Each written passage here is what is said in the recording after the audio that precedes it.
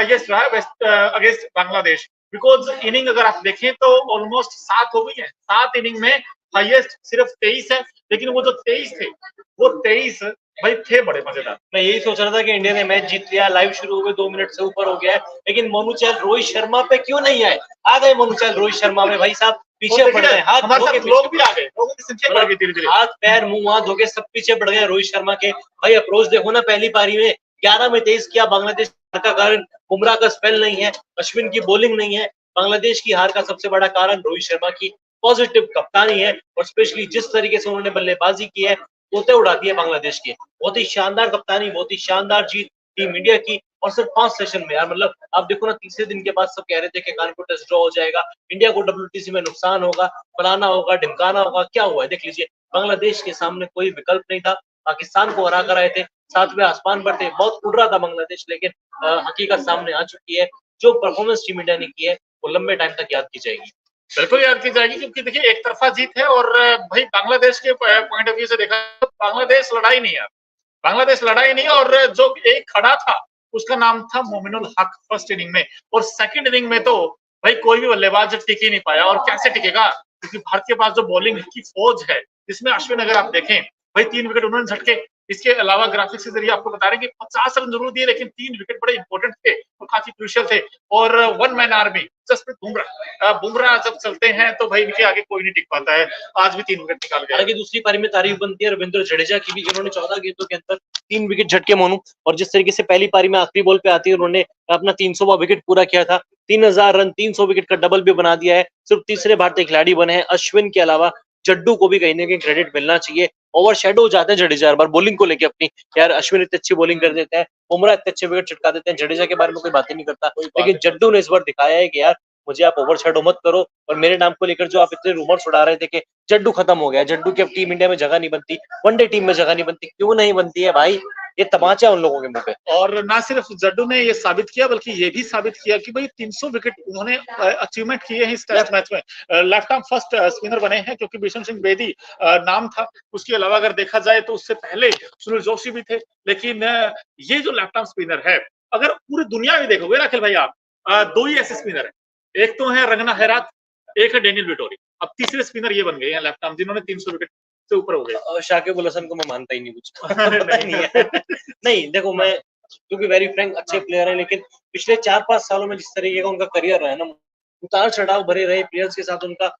जिस तरीके से बॉन्डिंग सामने आई, मतलब गाली गलौज करना, डिसरेस्पेक्टफुल जिस तरीके से बिहेवियर किया, उन्होंने अपनी रेस्पेक्ट कहीं ना कहीं खो दिया। खैर अब मोस्ट लाइकली उन्होंने अपना शायद आखिरी मैच खेल लिया है, बांग्लादेश के खिलाफ खेलेंगे नहीं खेलेंगे वो वक्त बताएगा। लेकिन शायद शाकिब का खत्म हो चुका है करियर, T20 अपना आखिरी खेल ही चुके थे, वनडे खेलते हुए नजर आएंगे। तो शायद Bumrah player of the match किसको मिलेगा?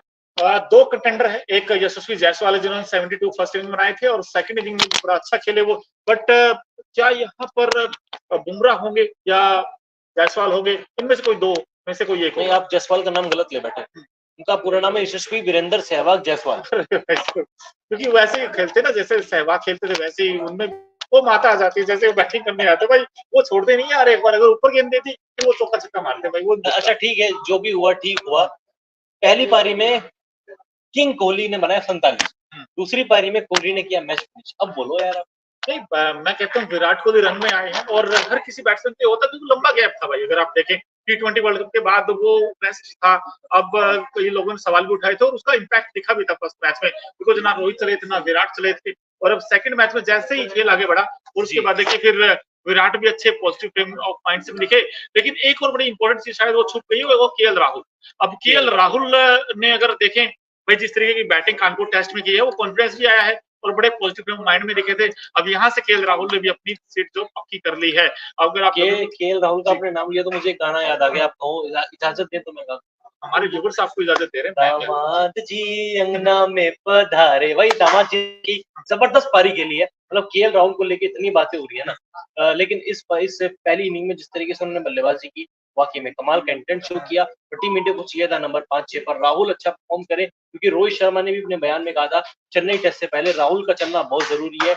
आने वाले 10 टेस्ट मैचेस में राहुल के ऊपर हम भरोसा जताएंगे, क्योंकि सरफराज खान रडार कंटेंशन में है। अगर राहुल ना चलते, उनके ऊपर प्रेशर बहुत जबरदस्त था, सरफराज खान शायद फिर न्यूजीलैंड के खिलाफ खेलते। उसके अलावा अय्यर भी थे, ईशान किशन भी कहीं ना कहीं, चलो ठीक है, क्योंकि घरेलू क्रिकेट में ईशान किशन ने 200 लगाए 4-5 मैचों में। कुची बाबू टूर्नामेंट में 100 था, दिलीप ट्रॉफी के दूसरे राउंड में 100 था, यानी कि ईशान किशन भी अपने आप को पेश कर रहे हैं। ऐसे में केएल राहुल ने जिस तरीके की नंबर 5-6 में पारी खेली, उन्होंने 2-3 टेस्ट मैचेस के लिए अपना करियर बचा लिया है। और बॉलिंग इंडिया की सुपर हिट है ही है। लेकिन आकाशदीप को आप कैसे देखते हैं? बिकॉज आकाशदीप एक ऐसे गेंदबाज थे जिनको रांची टेस्ट में देखा था, अब वो उनका यहाँ पर टेस्ट होना था अगेंस्ट बांग्लादेश। हालांकि उस तरीके की स्ट्रॉन्ग कंटेंडर नहीं है, बट फिर भी भाई सामने बांग्लादेश, और उनके पास हम राइट फ्रॉम स्टार्ट, अगर आपने न्यूज रेसिंग स्पोर्ट्स देखा हो दोस्तों, वहां पर मैं अंकिता श्रद्धा पांडे तो ये कहता था कि यार सीरीज तो होगी, इस सीरीज में मजा जरूर आएगा, लेकिन इस सीरीज में दिक्कत बांग्लादेश की बैटिंग, और वही आज हमने देखने को मिली। और बांग्लादेश अगर हारा भी तो अपनी बैटिंग की वजह से हारा है, बिकॉज 95 और कुछ नहीं होता। अगर यहाँ पर आप 180 210 समथिंग कुछ होता तो फिर मजा आता है इस टेस्ट मैच का। फिर वहां बैटिंग इंडिया की भी टेस्ट होती, तो इंडिया की 95 में 3 आउट हो गए ना इंडिया के भी। अगर हाँ वही 150 या 180 के आसपास का होता तो मैच फंस सकता था, क्योंकि अब जिस तरीके से रोहित शर्मा फॉर्म में नहीं है, कोहली को लेकर भी चलो ठीक है, दूसरी इनिंग में मैच फिनिश किया है, लेकिन संतुष्ट कोहली को लेकर भी हम नहीं थे, यानी कि टीम इंडिया मैच फंसा सकती थी, लेकिन बांग्लादेश ने बहुत डिसअपॉइंट किया, बहुत लेट डाउन किया। और जो मोनू हमेशा कहते हैं, चेन्नई टेस्ट से मोनू ये बात कहते आ रहे हैं, चेन्नई टेस्ट से पहले भी मोनू ने कहा था कि बांग्लादेश का जो बैटिंग ऑर्डर है वो नंबर 3 से शुरू होता है, जहाँ पर मोमिन उल हक आते हैं, और उसके बाद नंबर 7-8 तक, क्योंकि जहाँ मेहदी हसन मिराज एक गहराई देते हैं बल्लेबाजी को, लिटन दास है, शाकिब थे खुद, मुशफिकुर रहीम थे, और शाकिब तो एज अ स्पेशलिस्ट बैटर ही खेला सीरीज में, क्योंकि चेन्नई टेस्ट में एक विवादित बयान आता है कि मेरी उंगली में सूजन है, मेरे कंधे में चोट लगी हुई है, मैं स्पिन नहीं करा पा रहा हूँ, लेकिन मैं बेटर खेल रहा हूँ। बेटर खेल के आपने क्या उखाड़ा है? सही बात है। और मैं तो अभी भी कह रहा हूँ, ये दोनों टेस्ट मैच अगर बांग्लादेश हारा है तो उसमें 2 बड़े आप विक्टिम कह सकते हैं, एक तो मुशफिकुर रहीम और एक शाकिब अल हसन। भाई दोनों एक्सपीरियंस खिलाड़ी हैं, और ये रन नहीं बनाएंगे तो फिर कौन रन बनाएगा? सवाल बड़ा ये भाई। उनकी ओपनिंग चलती नहीं है, पहले ही या दूसरे ओवर में ये एक बंदा पवेलियन आ जाता है, उसके बाद रिस्पॉन्सिबिलिटी किसकी रहती है? 2 बल्लेबाजों की, मुशफिकुर रहीम और शाकिब अल हसन। अगर रन नहीं बन रहे तो आप टीम से बाहर निकाल दो यार, दोनों को क्या फायदा फिर ऐसे खेलने का? जबकि मुशफिकुर रहीम केवल टेस्ट क्रिकेट पे फोकस कर रहे हैं, शाकिब टी20 से रिटायरमेंट ले चुके हैं। शाकिब डबल डिजिट में नहीं पहुंच पाता शाकिब।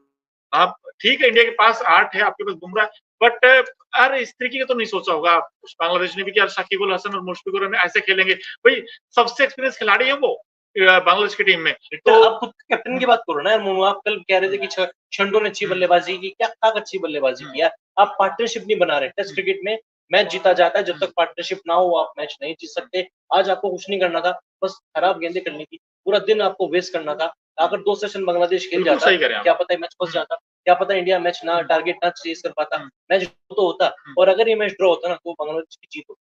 और आपने बिल्कुल ठीक है, गैर जिम्मेदाराना शॉट कहते हैं ना उनको, रॉन्ग शॉट सिलेक्शन। अगर आप फर्स्ट इनिंग देखेंगे वहां पर भी ऐसे हुआ था बांग्लादेश कुछ खिलाड़ियों का।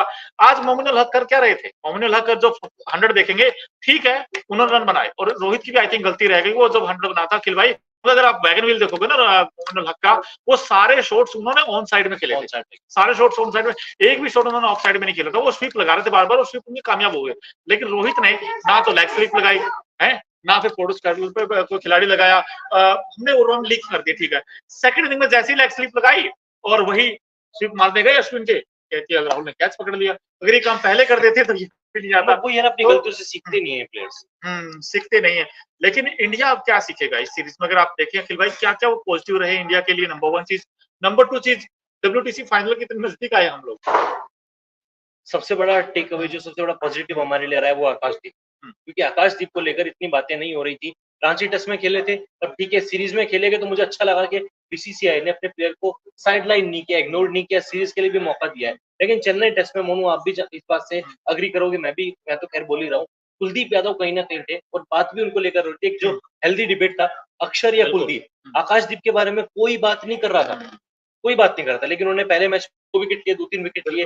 इस मैच में उन्होंने कीमती समय पर आकर पहली पारी में बांग्लादेश के टॉप ऑर्डर को बिखेरा था। इस बंदे ने वाकई में बहुत बड़ा पॉजिटिव टीम इंडिया के लिए रहा है। शमी की कमी मुझे बिल्कुल नहीं खली, वर्ल्ड कप से बाद से अब तक शमी 1 साल हो गया हमको वर्ल्ड कप हारे, मुझे शमी की कमी नहीं खली यार। नो डाउट वो चैंपियन बॉलर, और मैं चाहता हूँ कि ऑस्ट्रेलिया भी जाए, न्यूजीलैंड सीरीज भी खेले अगर फिट होते हैं तो। लेकिन आकाशदीप ने बहुत हद तक अपना टिकट ऑस्ट्रेलिया के लिए सिक्योर कर लिया है।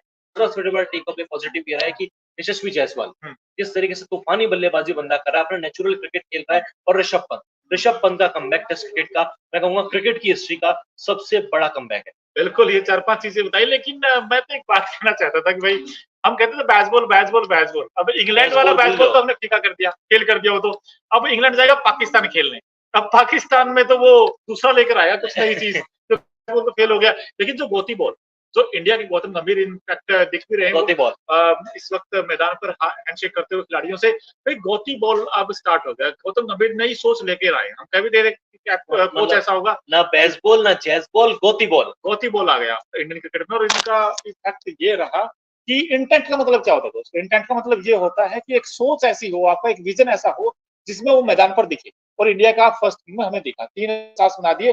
अब सवाल ये है कि क्या यही विजन इंडिया का, यही अप्रोच इंडिया की, क्या बॉर्डर गावस्कर ट्रॉफी में दिखेगी? भाई मैं तो ये पूछना चाहता हूँ, क्या डब्ल्यूटीसी फाइनल वाले दिन दिखेगी? मुझे अभी भी अच्छा से याद है, कल तो इंडिया बैटिंग कर रहा था, आपने मुझसे यही सवाल कहा था कि ये इंटेंट अगर इंडिया ने बीजीटी या फिर डब्ल्यूटीसी फाइनल अगर खेलते हैं वहां पे दिखा दिया तो इंडिया डेफिनेटली मैच जीत जाएगा। लेकिन वही चीज जब आपने कहा था, मेरी भी ऐसी छूट पड़ी थी, आप तो क्या रास्ते वो बोल ही रहे थे, क्योंकि ये इंटेंट हम विदेशी पिचेस पे दिखाते ही नहीं है।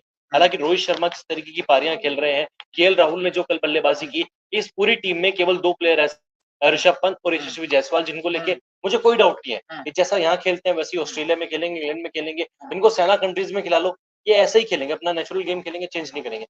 बाकी टीम को लेकर थोड़ा डाउट होता है। विराट कोहली, शुभमन गिल, रोहित शर्मा, इनफैक्ट केएल राहुल कब आउट हो जाए वो राम भरोसे है। लेकिन भाई मुझे डाउट नहीं है, क्योंकि ये नया इंडिया डाउट नहीं है, लगा। बिल्कुल ना, डाउट नहीं मुझे, बिकॉज इसलिए नहीं है क्योंकि आपके पास यशस्वी जायसवाल एक तूफानी बल्लेबाज है। ये ऋषभ पंत वो ऐसा एक्स फैक्टर है इस टीम के पास जो कभी भी आकर रन बना सकता है। और अगर आप देखें रोहित का खेलने का अंदाज बदल गया है, तो अब मुझे लगता है वो पुरानी सोच थी जिसमें कि पुजारा, अजिंक्य रहाणे, राहुल द्रविड़, मैं आई एम नॉट डिनाइल कि यार वो बहुत लेजेंड्स हैं, दोनों अच्छे प्लेयर अपने अपने एरा के, बट खेलने का अंदाज इंडिया को बदलना चाहिए था और ये सही समय बदला है। अब रिजल्ट भी तो देखिए, रिजल्ट भी तो आने लग गए। पहले क्या होता था, हम सिर्फ ड्रॉ करके आ जाते थे, उसमें अपनी जीत समझते थे।